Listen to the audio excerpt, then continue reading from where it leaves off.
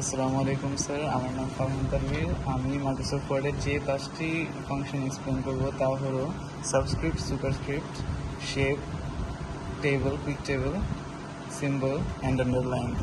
So প্রথমে আমরা quick টেবলটা add করব। এখানে টেবিলে গিয়ে নিচে কুইক টেবল অ্যাড থাকে। আমি যদি ক্যালেন্ডার অ্যাড করতে চাই, এখানে ডিসেম্বর মাসের ক্যালেন্ডারটা অ্যাড করা যাবে। এখানে সব দিনের তারিখ সহ টেবিলটা দেখা যাচ্ছে। এখন আমি এই ওয়ানের মধ্যে যদি একটা সাবস্ক্রিপ্ট দিতে চাই, তাহলে এভাবে সাবস্ক্রিপ্টে ক্লিক করে আমি 2 দিতে পারবো। এখানে যদি আমি সুপারস্ক্রিপ্ট অ্যাড করতে চাই 4-এর সাথে, তাহলে আমি সুপারস্ক্রিপ্টে ক্লিক করে 3 অ্যাড করতে পারবো। এরপরে আমি যদি 13-এর সাথে কোনো একটা শেপ অ্যাড করতে চাই, তাহলে প্রথমে ইনসার্টে যেতে হবে।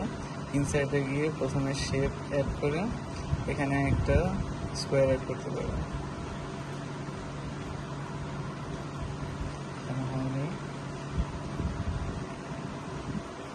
এরপরে আমি যদি এখানে কোনো দিনের সাথে একটা সিম্বল অ্যাড করতে চাই, তাহলে ইনসার্টে গিয়ে সিম্বল অ্যাড করতে পারবো। এখানে সিম্বল আছে, আর এখানে মোর সিম্বলে গেলে আরও অনেক সিম্বল পাওয়া যাবে। যদি কেউ অ্যাড করতে চায় তাহলে অ্যাড করতে পারে।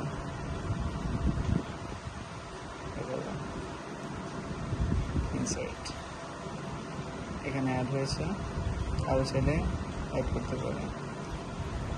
আর আমি যদি এখানে কোনো একটা আন্ডারলাইন করতে চাই, তাহলে প্রথমে ডাবলটা সিলেক্ট করব। এরপরে এখানে গিয়ে